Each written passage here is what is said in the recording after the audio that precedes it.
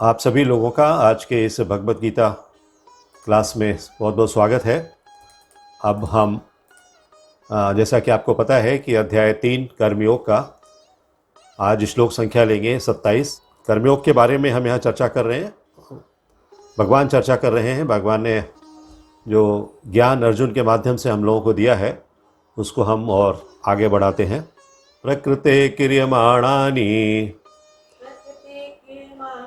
गुणे कर्माणि सर्वशः अहंकार विमूढ़ात्मा कर्ताहमिति मन्यते। तो अभी इसके शब्दार्थ हम देखते हैं।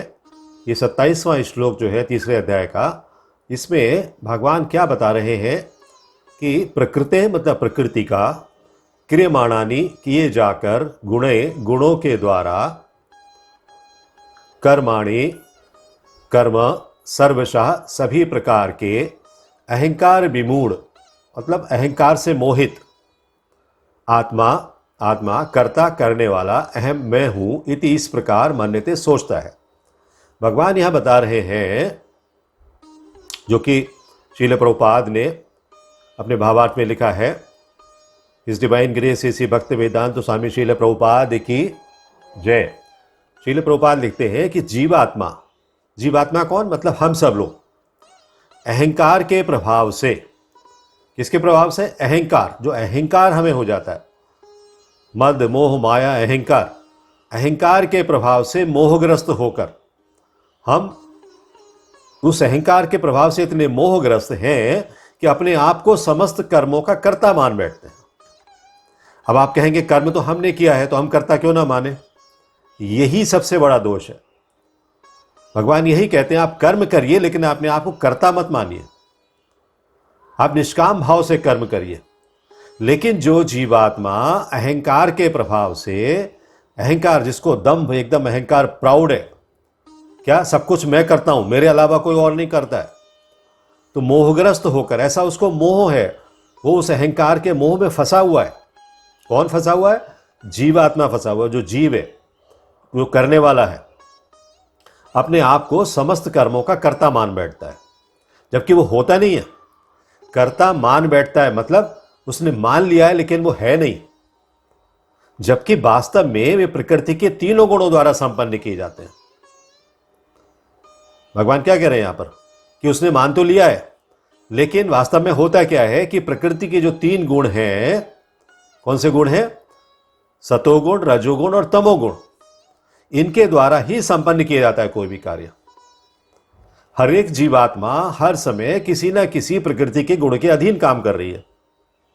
तीनों गुण उस जीवात्मा में बैठे हुए हैं। कभी सतोगुण ज्यादा है, कभी रजोगुण ज्यादा है, कभी तमोगुण ज्यादा है, कभी रजोगुण और तमोगुण ज्यादा है, कभी सिर्फ तमोगुण बहुत ज्यादा है। तो सतोगुण का तो चांस बहुत कम ही पड़ता है आजकल के इस भौतिक संसार में। सतोगुण तो एकदम किनारे पर बैठा हुआ है, उसको तो कोई पूछता ही नहीं है। ज्यादा से ज्यादा लोग जो है वो रजोगुण और तमोगुण के चक्कर में पड़े रहते हैं। रजोगुण और तमोगुण का मतलब है कि अपने जो सत्वगुणी प्रवृत्ति है उसको उन्होंने भुला दिया है, सतोगुण पर ध्यान नहीं देते हैं, सतोगुण को अपने जीवन में लाने का प्रयास नहीं करते हैं, और रजोगुण और तमोगुण के अधीन ही सारे कार्य करते हैं। तो जो प्रकृति के ये गुण हैं यही सारे कार्य करते हैं, लेकिन व्यक्ति ये समझता है, जीव ये समझता है कि मैं ये सारे कार्य कर रहा हूं। इसके तात्पर्य में देखेंगे कि श्रील प्रभुपाद क्या कहते हैं।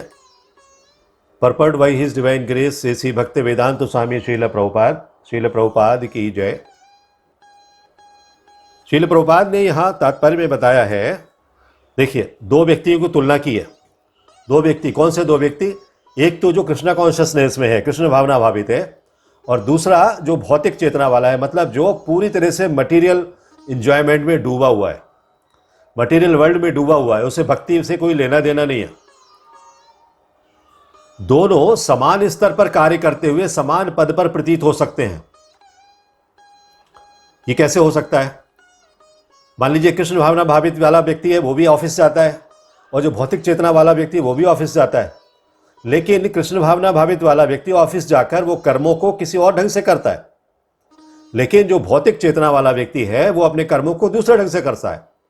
मतलब दोनों समान स्तर पर दिखाई दे सकते हैं, प्रतीत हो सकते हैं, लेकिन उनके पदों में आकाश पाताल का अंतर रहता है। क्योंकि जो कृष्ण भावना भावित व्यक्ति है वो अपने सारे कर्मों को किसे अर्पित कर देता है? कृष्ण को अर्पित कर देता है।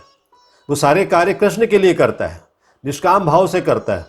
कहता है मेरा कुछ नहीं है, अगर मैं नौकरी करने जा भी रहा हूं, एम्प्लॉयमेंट में लगा हुआ भी हूं, मैं जाके वहां सेवा कर रहा हूं, नौकरी कर रहा हूं, तो मैं कृष्ण के लिए और कृष्ण ने जो परिवार मुझे दिया है उसके लिए कर रहा हूं, मैं अपने लिए कुछ नहीं कर रहा हूं। लेकिन जो दूसरा भौतिक चेतना वाला व्यक्ति है वो कहता है मुझे तो 1 लाख की पगार जो महीने के अंत में आने वाली है मैं उसके लिए कार्य कर रहा हूं, और फिर मैं उससे अपना बंगला बनाऊंगा, घर बनाऊंगा, बच्चों के लिए अच्छे कपड़े दिलवाऊंगा, बीवी के लिए गहने दिलवाऊंगा, ये सब कार्य करूंगा। तो दोनों कार्य एक ही कर रहे हैं, लेकिन उनका जो वैचारिक स्तर है उसमें भिन्नता है।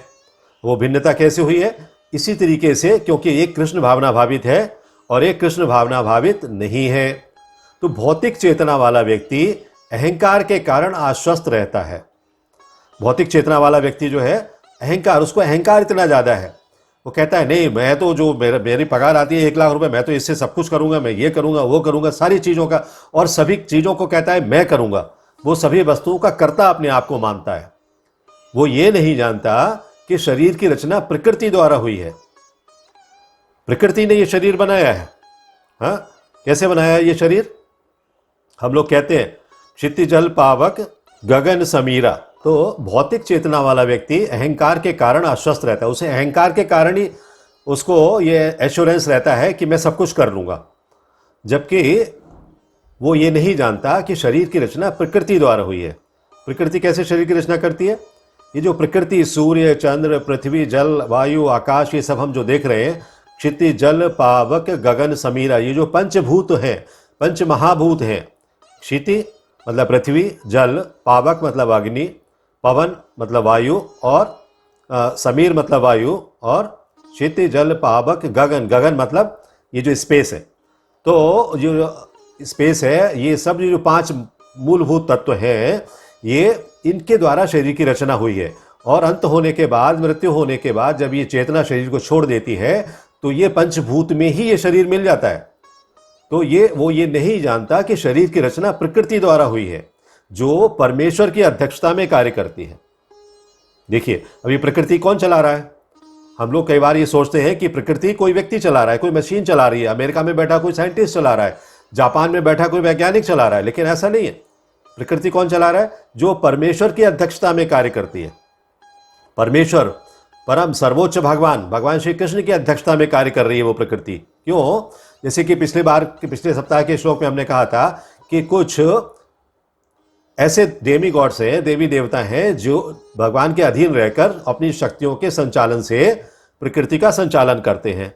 भगवान ने श्लोक संख्या अध्याय 9 के श्लोक संख्या 10 में बताया है। भगवान क्या कहते हैं? मया अध्यक्षेण प्रकृति सूयते सचराचरम। मेरी अध्यक्षता में, हे कुंती पुत्र, मेरी अध्यक्षता में ये भौतिक प्रकृति कार्य करती है, मेरी शक्तियों से संचालित होती है। ये मया अध्यक्षेण, मेरी अध्यक्षता से प्रकृति सूयते सचराचरम। हेतु नानेन कौन्तेय जगत विपरिवर्तते। हाँ, मतलब वहां ये बता रहे हैं मेरी अध्यक्षता में ये प्रकृति कार्य करती है, जिससे सारे चर और अचर प्राणी उत्पन्न होते हैं। हाँ, सारे चर और अचर प्राणी, मतलब चर प्राणियों में हम लोग और सारे जीव जंतु आ गए, और अचर प्राणियों में ये पेड़ पौधे, वनस्पति, सागर और नदियां, पहाड़, सारी चीजें आ गई।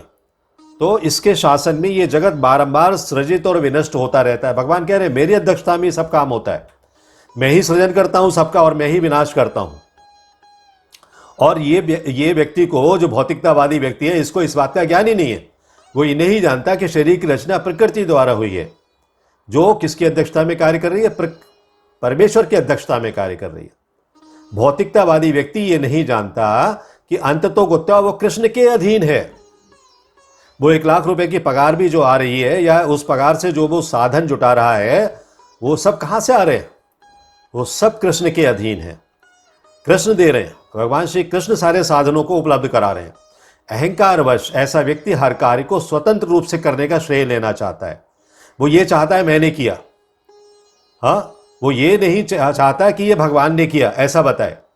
जबकि कृष्ण भावना भावित व्यक्ति जो है वो जब भगवान को केंद्र में रख के कार्य करता है तो वो हर काम के लिए कहता है भगवान ने किया। ये नौकरी मैं किसके लिए कर रहा हूँ? भगवान के लिए कर रहा हूँ। ये जो रोजाना कार्य मैं करता हूँ, नित्य प्रति के कार्य हैं, किसके लिए कर रहा हूँ? भगवान के लिए कर रहा हूँ। तो जो अहंकार वश ऐसा व्यक्ति हर कार्य को स्वतंत्र रूप से करने का श्रेय लेना चाहता है, और यही है उसके अज्ञान का लक्षण। वो अज्ञानता में डूबा हुआ, उसे ज्ञान नहीं है। उसे अगर ज्ञान होता तो वो भी भगवान के लिए समर्पित होता। और दो तरीके के व्यक्ति नहीं होते, जैसे कि हमने शुरू में कहा है कि एक कृष्ण भावना भावित है और दूसरा भौतिक चेतना वाला है। तो भौतिक चेतना वाला व्यक्ति होता ही नहीं। वो भी कौन सी चेतना वाला व्यक्ति होता? वो भी आध्यात्मिक चेतना वाला व्यक्ति होता। उसे ये ज्ञान नहीं कि उसके इस स्थूल तथा सूक्ष्म शरीर की रचना प्रकृति द्वारा भगवान की अध्यक्षता में की गई है। उसका जो ये स्थूल शरीर है ना, जिस शरीर को लेकर वो 1 लाख रुपए की पगार कमाने जाता है, वो स्थूल शरीर, और उसका सूक्ष्म शरीर जो उसके चेतना के रूप में अंदर बैठा हुआ है, भगवान की अध्यक्षता में ही कार्य कर रहा है। हाँ, मया अध्यक्षेण प्रकृति जो भगवान ने कहा है। हाँ, तो मया अध्यक्षेण, मेरी अध्यक्षता में ही सारा कुछ कार्य हो रहा है। अतः उसके शारीरिक तथा मानसिक कार्य कृष्ण भावनामृत में रहकर कृष्ण की सेवा में तत्पर होने चाहिए। अतः क्या होना चाहिए? उस जो भौतिक भावना भावित व्यक्ति है उसको आध्यात्मिक भावना में आ जाना चाहिए। उसके सारे शारीरिक कार्य और मानसिक कार्य कहाँ होने चाहिए? कृष्ण भावना भावित होने चाहिए। और किसके लिए होने चाहिए? कृष्ण के लिए होने चाहिए। अज्ञानी व्यक्ति ये भूल जाता है कि भगवान ऋषिकेश कहलाते हैं। ऋषिकेश, ऋषिकेश का मतलब इंद्रियों के स्वामी, अर्थात वे शरीर की इंद्रियों के स्वामी हैं। इंद्रियां जरूर आपके पास हैं, लेकिन आप उनके स्वामी नहीं है। आप इंद्रियों ने आपको वश में कर रखा है, आपने इंद्रियों को वश में नहीं कर रखा है। लेकिन भगवान जो है, भगवान को इंद्रियों ने वश में के नहीं कर रखा है। हाँ, भगवान ने खुद इंद्रियों को वश में किया हुआ है, इंद्रियों ने भगवान को नहीं किया हुआ है। तो अज्ञानी व्यक्ति ये भूल जाता है कि भगवान ऋषिकेश कहलाते हैं। भक्ति रसामृत सिंधु में एक श्लोक आता है कि सर्वोपाधि विनिर्मुक्तम, सर्वोपाधि विनिर्मुक्तम तत्परत्वेन निर्मलम ऋषिकेण ऋषिकेश सेवनम भक्ति रुच्यते। सारी उपाधियां छोड़ दीजिए आप। सर्वोपाधि विनिर्मुक्तम, सारी उपाधियां। उपाधियां कौन सी? यही कि मैं ये हूं, मैं वो हूं, मैं फलाना हूं, मैं इतने उच्च पद पर हूं, मैं इतने निम्न पद पर हूं, मैं इतने मध्यम पद पर हूं, मैं ये हूं, मैं पति हूं, मैं पत्नी हूं, मैं पुत्र हूं, मैं पुत्री हूं। ये सब उपाधियां हैं भौतिक जगत की, और ये सब यहीं रह जाने वाली हैं। हाँ, ये डेजिग्नेशंस जो हैं, ये नेम जो हैं, ये जो उपाधियां हैं, ये यही रह जाने वाले। सर्वोपाधि विनिर्मुक्तम, इनको छोड़ दीजिए, इनका त्याग कर दीजिए। हाँ, और उसके बाद तत्परत्वेन निर्मलम, अपने हृदय को निर्मल बनाइए। और किसकी सेवा करिए? ऋषिकेण ऋषिकेश। ऋषिकेण मतलब जो इंद्रियों के स्वामी हैं। हाँ, ऋषिकेश, भगवान ऋषिकेश मतलब भगवान श्री कृष्ण जो सारे इंद्रियों के स्वामी हैं, उनकी सेवा करिए, उनकी स्तुति करिए। सेवनम भक्ति उच्चते, ऐसी भक्ति जो उनकी सेवा है सबसे उच्च कहलाती है, सर्वोच्च कहलाती है। किसकी सेवा? ऋषिकेश भगवान मतलब भगवान श्री कृष्ण की सेवा।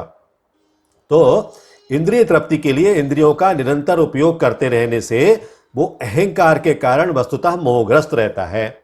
कौन सा व्यक्ति? जो भावना भावित व्यक्ति, जो कृष्ण भावना भावित व्यक्ति है वो नहीं, लेकिन जो दूसरा भौतिक चेतना वाला व्यक्ति है वो इंद्रिय तृप्ति के लिए लगातार कार्य करता रहता है। उसकी इंद्रियां कहाँ लगी रहती है? इंद्रिय तृप्ति में, सेंस ग्रेटिफिकेशन में। तो वो अहंकार के कारण वस्तुतः मोहग्रस्त रहता है। भगवान कह रहे हैं, श्रील प्रभुपाद यहाँ बता रहे हैं कि वो मोहग्रस्त रहता है, अटैच्ड रहता है चीज़ों से। ये मेरा, वो मेरा। अभी कोई चीज़ वो 1 लाख रुपए के पगार के बाद कमा के लाता है और उसके बाद वो खो जाती है, टूट जाती है, तो उसे कितना दुख होता है। अगर वो ये भगवान की समझ के लाता वही चीज़ कि ये भगवान के लिए मैं लेकर आ रहा हूँ, और उस समय वो खो भी जाती तो उसे दुख नहीं होता। भगवान ने दी और भगवान ने ले ली, मुझे क्या है, मेरा कुछ थोड़ी ना था। लेकिन वो मेरी है, मैं लेकर आया, मैंने फ्लिपकार्ट पर बुक की, मैंने अमेजॉन पे बुक की, और मैं लेकर आया, मैंने घर में रखी और वो खो गई। उसे बहुत दुख होता है, बहुत तकलीफ होती है। वो दुख वो बर्दाश्त नहीं कर पाता, क्योंकि वो इंद्रियों के वश में कार्य कर रहा है। तो जिससे वो कृष्ण के साथ अपने शाश्वत संबंध को भूल जाता है। कृष्ण के साथ शाश्वत संबंध क्या है हमारा? हम जो जीव हैं, हमारा कृष्ण के साथ शाश्वत संबंध है क्या? पिता और पुत्र का। वो परमात्मा है और हम आत्मा हैं। हमारे इस शरीर के अंदर जो चेतना है वो आत्मा स्वरूप है और भगवान श्री कृष्ण परमात्मा स्वरूप है। तो हमारा और पिता और पुत्र का जो संबंध है वो व्यक्ति भूल जाता है, जबकि कृष्ण भावना भावित व्यक्ति जो है वो उस संबंध को ध्यान रखता है, वो नहीं भूलता है। तो भगवान श्री कृष्ण निरंतर इस बात पर बल देते हैं कि अनासक्त होकर अथवा निष्काम कर्म ही आदर्श है। निष्काम कर्म करना चाहिए या अनासक्त होकर कार्य करना चाहिए, वही सबसे बड़ा आदर्श है। आप कहते हैं, आप सोच रहे होंगे कि ये कहना तो बहुत सरल है, लेकिन करना कितना कठिन है। क्या ऐसा हो सकता है कि हम सारे कार्य निष्काम भाव से करें? बिल्कुल हो सकता है, क्योंकि अगर हम सब कुछ भगवान को समर्पित कर देंगे तो ये बिल्कुल संभव है, बहुत आसान है। बुद्धि से ये बात समझ में आने पर भी उसे कार्यान्वित करना कोई सरल काम नहीं है। बुद्धि को उस तरफ लगाना, किधर लगाना? कृष्ण भावना में लगाना बहुत कठिन कार्य है। लेकिन अब धीरे धीरे अभ्यास के द्वारा अपनी बुद्धि को, मन को उधर लगा सकते हैं। और फिर जो मन बुद्धि के साथ एक अहंकार है ना, तीसरा एक, वो अहंकार भी धीरे धीरे कम होता जाता है, क्योंकि हमने अपनी मन और बुद्धि जो है भगवान में लगा दी है।